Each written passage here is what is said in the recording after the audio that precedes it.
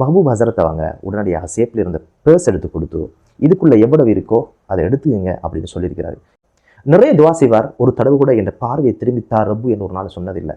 குல்லுன் முயஸ்ஸருன் லிமா குலிக்க, எவன் எதற்காக படைக்கப்பட்டானோ அது அவனுக்கு இலகுபடுத்தப்படும் என்று. ரூஹே, நீ அல்லாஹ்வை புரிந்து கொண்ட நிலையிலும் அல்லாஹ் உன்னை புரிந்து கொண்ட நிலைமையிலும் திரும்பி செல்வாயாக என்று சொல்லி, மீசான் டிவினர்களுக்கு அஸ்ஸலாமு அலைக்கும் வரஹ்மத்துல்லாஹி வபரகாத்துஹு, உங்கள் மீது சாந்தியும் சமாதானமும் உண்டாவதாக. இந்த காணொலியில் நாங்கள் முழுக்க எதை பற்றி பேச போகிறோம் அப்படின்னு கேட்டிங்கன்னா, அனுராதபுரம் மாவட்டத்தினுடைய மூத்த ஆலிம், முதன்மை ஆலிம் ஏசி மஹமூத் ஹசரத் அவர்களுடைய மரணம். பல வருடங்கள் 2 கண்களையும் இழந்து 6 வருடங்கள் சமூக பணியில் இப்படியும் சாதிக்கலாம், இப்படியும் சமூக பணி செய்யலாம் என்பதற்கு மிகப்பெரிய ஒரு எடுத்துக்காட்டாக மிளிர்ந்த இந்த மூத்த ஆலிமனுடைய சமூக பணி, அவருடைய வரலாறு குறித்த காணொலி தான் இது. இதுவரைக்கும் எங்களுடைய சேனலை யாரெல்லாம் சப்ஸ்கிரைப் பண்ணாமல் பார்த்து கொண்டு இருக்கிறீங்களோ நீங்கள் சப்ஸ்கிரைப் பண்ணி வைங்க. அதே போல் பிடிச்சிருந்தால் லைக்கும் பண்ணுவீங்க. எங்களுடைய பயனுள்ள காணொலிகள் உங்களை வந்து சேரும். ஏசி மஹபூப் ஹசரத் அவர்கள் அனுராதபுரம் மாவட்டத்தில் அப்துல் காதர் முகமது ஹனீஃபா, நாகூர் மீரா அகமது முத்து என்ற தம்பதியினருக்கு 1955ஆம் ஆண்டு 3வது குழந்தையாக பிறக்கிறாரு. இவருக்கு 2 சகோதரர்கள். அதில் நமக்கு பரிச்சயமான ஒருவர் தான் அன்பு ஜவாஹிர் ஷா என்று சொல்லப்படுகின்ற ஆசிரியர்.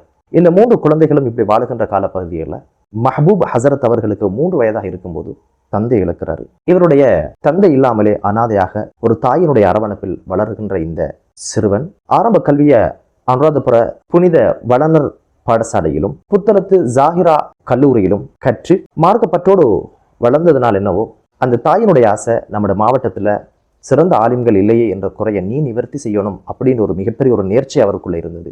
தந்தை இல்லை, வாழ்க்கை சுமை இருந்தாலும் சகோதரர்களுடைய அனுசரணையோடும் உழைப்பினாலும் கடல் கடந்து இந்தியா தேசம் சென்று ஒரு அரபு கல்லூரியில படித்து ஷரியா துறையில தேர்ச்சி பெறணும் என்ற ஆசை அந்த தாய்க்கும் ஹசரத் அவர்களுக்கும் இருந்ததுனால அந்த பயணத்தை 1973ஆம் ஆண்டு இந்தியா நோக்கி பயணிக்கிறாரு. அங்க மிஸ்பாவுல் ஹுதா என்ற ஒரு அரபு கல்லூரியில படிக்கிறாரு. 1979ஆம் ஆண்டு முதன்மை தேர்ச்சி பெற்று பட்டம் பெற்று ஆலிம் என்ற பட்டத்தோடு நாடு திரும்புகிறார்.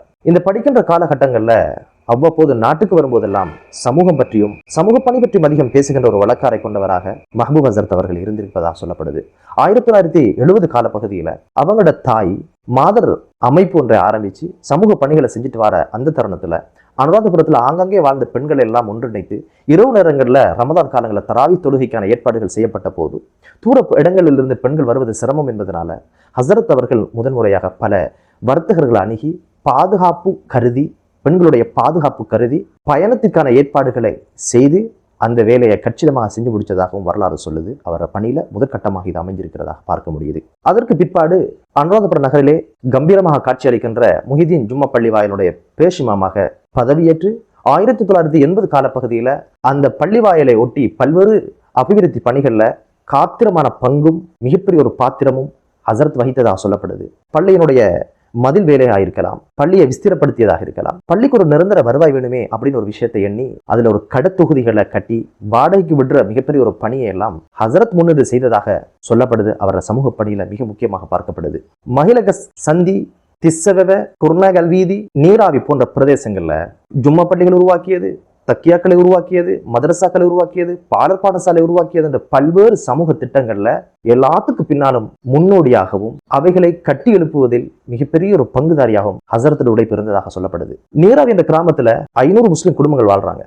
இவங்களுடைய சிறு குழந்தைகள் எல்லாமே அனுராதபுர நகரத்துக்கு வர வேண்டிய கட்டாயம் இருந்தது. பாலர் பாடசாலையாக இருந்தாலும் சரி, கிட்டத்தட்ட 7 கிலோமீட்டர் வந்து போற சிரமத்தை பார்த்து ஹசரத்துடைய உள்ளம் தாங்கிக் கொள்ளல. உடனடியாக ஏதாவது ஒரு வழி பண்ணணும்னு சொல்லி அங்க இருக்கிற அரசியல்வாதிகளை பிடிச்சு, அவருக்கு தெரிஞ்ச வியாபாரிகளை பிடிச்சு, கணவந்தர்களை பிடிச்சு எப்படியாவது ஒரு பால பாடசாலை கட்டணும் அப்படின்னு சொல்லி பிரயத்தனம் எடுத்து குறுகிய காலத்துக்குள்ள சிரமப்பட்டு ஒரு பாலர் பாடசாலையை அவர் கட்டி அமைச்சு கொடுத்ததாகவும் அவருடைய சமூக பணி சார்ந்து தெரிஞ்சவங்க சொல்றாங்க.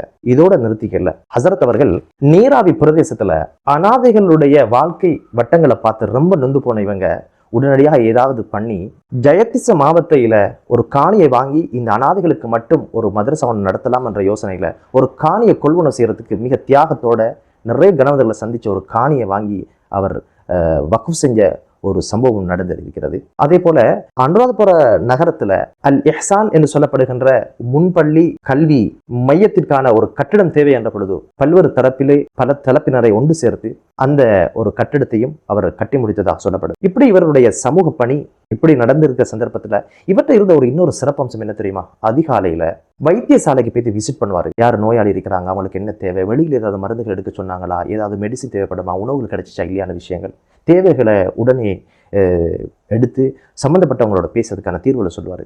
ரிஸ்வான் மௌலவி அப்படின்னு சொல்லி எனக்கு தெரிஞ்ச ஒரு ஆலிம செஞ்சு பேசுகிற நேரம் அவர் சொன்னார், நான் ஒரு நேரம் அப்படி ஹாஸ்பிட்டலுக்கு போகிற நேரம் படியில் தான் மஹபூப் ஹசரத்தை நான் சந்தித்தேன். அப்போ என்னட்ட கேட்டார், எங்கே வந்தீங்கன்னு. நான் சொன்னேன், என் உறவுக்காரர் ஒருத்தர் வந்து ஹாஸ்பிட்டல் இருக்கிறார், அவரை பார்க்க வந்தேன் அப்படின்னு சொல்லி. என்ன அவருக்கு தேவைன்னு கேட்டார். நான் சொன்னேன், அவருடைய ஆப்ரேஷனில் கம்பி வச்சு ஒரு ஆப்ரேஷன் செய்ய வேண்டியிருக்குது, அதுக்கு அந்த கம்பியை வைக்கிறதுக்கு வந்து 25,000 ரூபாய் தேவைப்படுது அப்படின்னு சொல்கிறாரு அப்படின்னு சொன்ன நேரம் மஹபூப் ஹசரத் அவங்க உடனடியாக சேப்பில் இருந்த பேர்ஸ் எடுத்து கொடுத்து இதுக்குள்ளே எவ்வளவு இருக்கோ அதை எடுத்துக்கங்க அப்படின்னு சொல்லியிருக்கிறாரு. இவர் அதிர்ந்து போனார், என்ன இப்படி சொல்கிறார் அப்படின்னு சொல்லி வற்புறுத்தி கொடுத்திருக்கிறாரு. பேச தொடர்ந்து பார்த்தா 4,000 ரூபாய்கள் இருந்ததாக சொன்னார். மீண்டும் அந்த நோயாளியை சந்தித்து அவருக்கு தேவையான விஷயங்கள் எல்லாம் செஞ்சு கொடுத்திருக்கிறாரு. அவருடைய ஒரு மகன் மதரசால ஓதுறான்னு சொன்னதுக்காக அவருடைய மாத கட்டணங்கள் எல்லாம் பொறுப்படுத்தி மஹபூப் ஹசரத் செய்ததாக ரிஸ்வான் மௌலவி என்னிடம் சொன்னார். இவருடைய வாழ்க்கையை சீர்தூக்கி பார்க்கின்ற பொழுது இப்படியும் ஒரு மனிதர் வாழ முடியுமா என்ற மிகப்பெரிய ஒரு சந்தேகம் என்னுள் இருந்தது. 2018ஆம் ஆண்டு துரதிர்ஷ்டவசமாக 2 கண்களையும் இழக்க வேண்டிய சூழ்நிலை, பார்வையை இழந்து போச்சு. பார்க்க முடியாத ஒரு இருள வாழ்ந்தாலும் கூட 2018க்கு பிறகு அவருடைய சமூக பணி 95% இந்த பகுதியில் தான் நடந்தது, இந்த காலப்பகுதியில் தான் நடந்தது என்ற ஒரு விஷயத்தை ஹசரத் அலாவுதீன் அவர்கள் என்னிடம் சொன்னார். இதை பற்றி கேட்டதில் அவர் சொன்னார், எமது பிரதேசத்தில் இருக்கிற மதரசாக்கள் வளம் பெறணும், அவைகளை வளப்படுத்தணும், பௌதிகமாக இருக்கலாம், கல்வியாக இருக்கலாம் என்ற மிகப்பெரிய ஒரு பணியை செய்ய ஆரம்பித்தார். அதில் பெரிய ஒரு பட்டியல் அவர் சொன்னார். ஜமாலியா மதரசா, தாருல் ஐத்தாம், அதே போல ஹமீதியா அரபு கல்லூரி, அஹ்சனுல் உலூம் மரியம் பெண்கள் பாடசாலை, தாருல் ஈமான் பெண்கள் பாடசாலை, தன்வீரியா பெண்கள் பாடசாலை, ரஷீதியா ஆண்கள் அரபு கலாசாலை, அக்பர் பெண்கள் பாடசாலை, அக்பர் பெண்கள் அரபு கல்லூரி, நொச்சியாகமையில் அமைந்திருக்கின்ற ஒரு மதரசா, திஸ்ஸவாவா என்ற பகுதியில் அமைந்திருக்கின்ற பகுதி நேர மதரசா, இப்படி எல்லா மதரசாக்களுக்கும் முடிமான அளவு பில்டிங், பல கோடி ரூபாயுடைய பில்டிங் கட்டிடங்களை அவர் நிர்மாணிச்சு கொடுத்திருக்கிறாரு.